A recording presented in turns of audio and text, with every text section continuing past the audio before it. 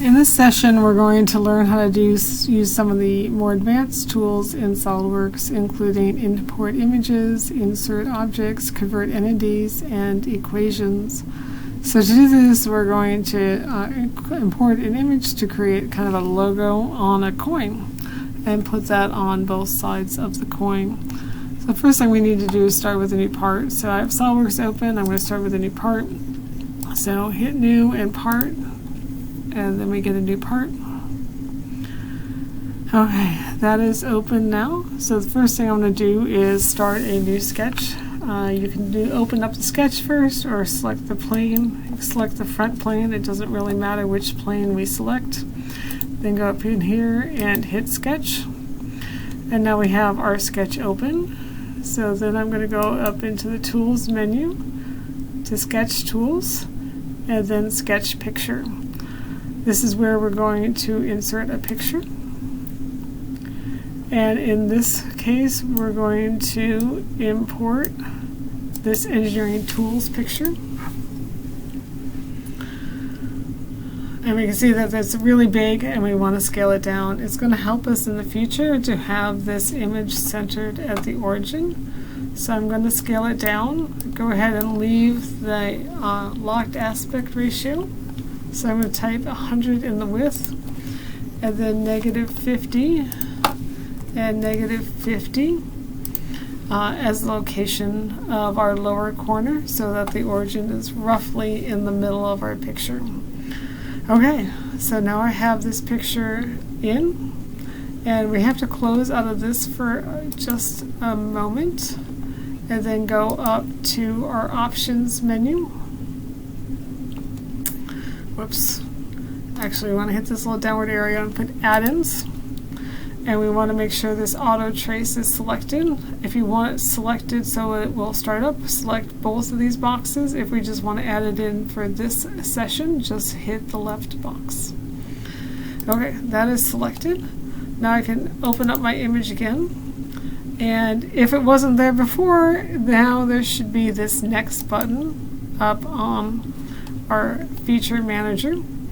So we're going to scroll down, and we have several options in which to trace our object. Now we could, with this image in here, just use our standard line tools and trace, but if we have a complicated shape, and this is getting on the edge of complicated, we want to maybe use this auto trace.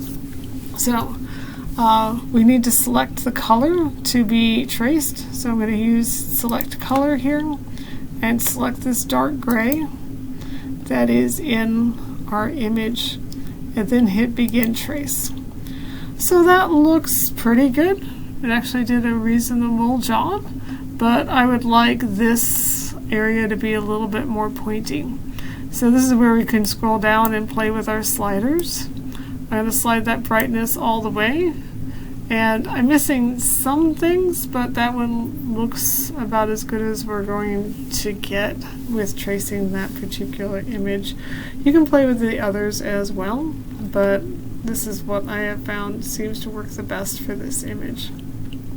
Then I go ahead and hit the check mark button. So now I have a sketch with those lines, and now I can do anything with those lines that I will have done before. So it does not look like it's a particularly closed feature at this point because it's not grayed in. And so if I go to Extrude Boss Base with that sketch, oh, it looks like it is going to extrude. I don't need to extrude at 10, we'll extrude at 5. So hopefully that works. There are occasions where that first sketch might not be closed, and so it won't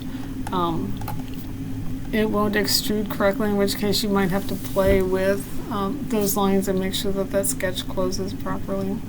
But here we have a perfectly valid part. We can spin it and take a look at it and see that we did in fact extrude that shape without having to draw all those lines. So now I want to save this part, and we're just going to call it Tool Logo.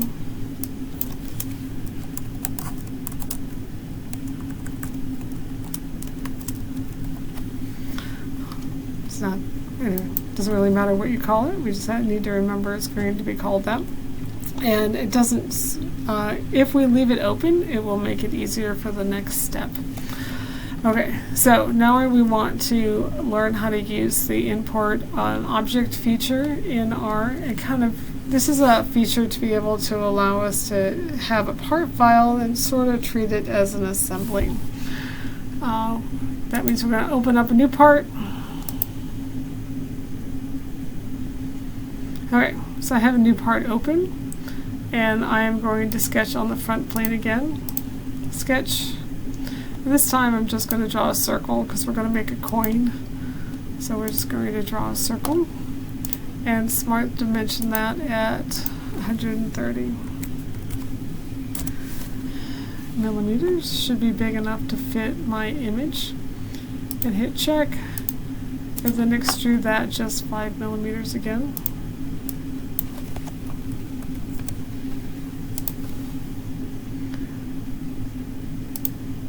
Alright, so I have a nice extrusion. Alright, now we're going to insert that part, and that is in the insert menu, and we can scroll down and see part here. Okay, so now I have my part. It's kind of floating in space. It's not real easy to place. If you close your part file, then you can use the browse button over in the feature manager to open up the part.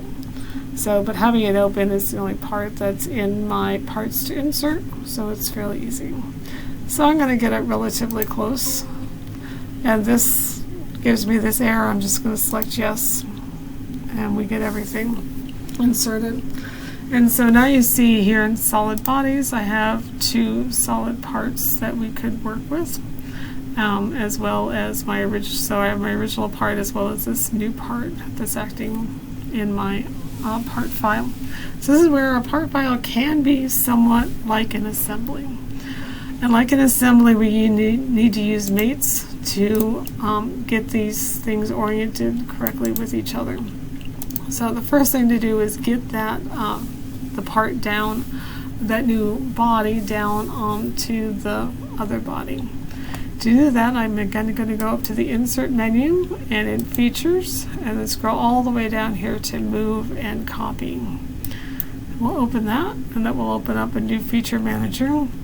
If it looks like this, we want to hit the Constraints button to bring it back to this one. This one should be the default one if this is the first time you've used the tool.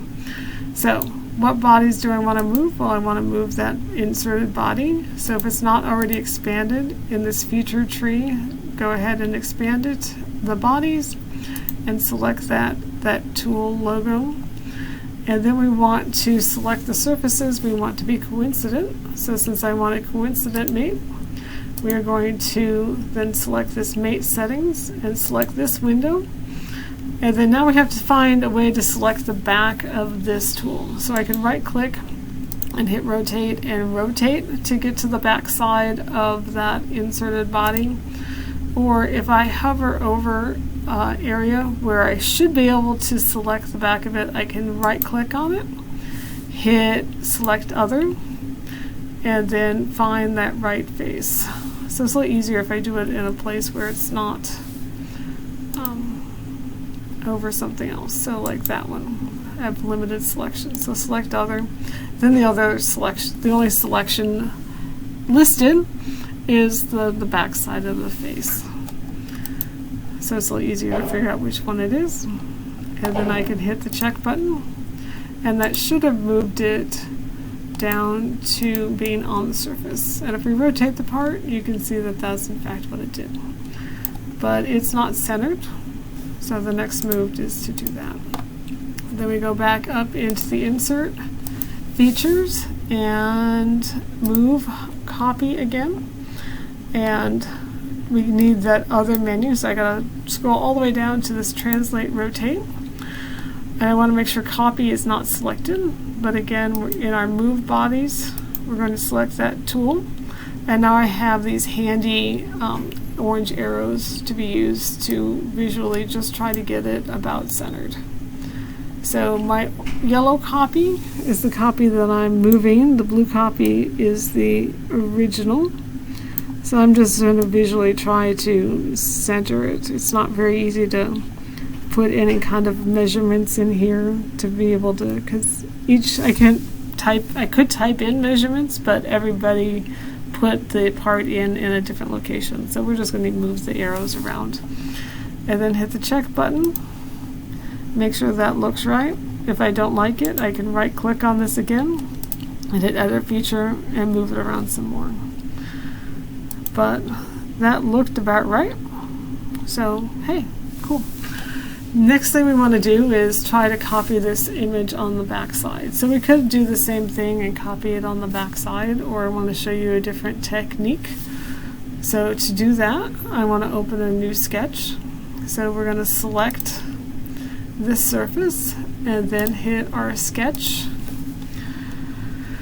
So we have a sketch open, and then the next button I want to hit is convert entities. So I'm going to just select one of the faces of this tools, and that should convert the entities, which means convert entities means basically make a sketch following a sketch on a previous sketch on another plane. So we basically can move the sketch from one plane to another. So hopefully that worked, otherwise I'm going to select it again. So I can test it by clicking Control-Alt, and that doesn't look like it did it quite yet, so we'll try it again. So I'm just going to hit the rebuild, and as the sketch is on that plane, then convert entities, and then select these face again. So I have that face one selected. Okay, now if I hit Control-Alt, it looks like it worked that time, and you notice that I'm just getting the outline of the very outline. I can't, it didn't do the inside of this particular shape. You'd have to do this with those shapes individually if you wanted those as well. So now that I have all of those selected, I can hit my Control-C to copy, or I can go up into the edit and copy those lines here. So now that I have those copied into the memory, then I'm going to go ahead and exit the sketch so I can put that sketch on the back side. That means I'm going to rotate my view and flip it over to the back side. You can also do that up here in this menu, in this cube. I don't like that as well, but it's also a viable option. And then again, I'm going to hit the back side because that's the thing I want to sketch on. Hit the sketch button, and then just hit, first thing I want to do is hit the origin so that I locate where my sketch wants to be, and then hit the Control-V button, and all of a sudden I have my sketch now on my new coin. So you notice that it doesn't have all the inside detail that the other slide did. Okay, that looks good. Then we want to extrude that. We could also do an extrude cut and cut through there. Notice that what it's doing though is where that yellow is where it's going to do my action, and that's because I also brought over a circle, so I don't want that. So we're going to X out of that, and we'll see that this is surrounded by a circle. So I want to select that circle on the outer edge, and we're going to delete just the arc and see if that worked. So we're going to do the extrude boss base again, and we see that the yellow part is not the part I want to extrude again. So we want to, looks like there's still a circle around here, so I'm going to select the circle, and we see that circle is in the feature manager, so I'm going to hit that delete as well. Now we're going to try again. So we can either extrude it if we want, or we can do an extrude cut with that shape, but it looks like it's all doing it correctly. So for a coin, I'm going to extrude it. So we have a nice feature on there, and we're going to extrude it just to 5. And there we go. And I find it kind of distracting to have that sketch kind of on there that we had from the previous sketch. So I'm going to take sketch 2, right click on it and hit the eyeball button, and that makes that sketch disappear. So now I have two faces of my coin. That we have this face that has a little bit more detail, and we have this face that is a little bit simpler version of the design. So this is two ways that we can basically import an image onto a body. Is either we can import another body, or we can copy and paste a sketch even from a different file that you have open onto the body. So that is it. We're going to save our part and be done.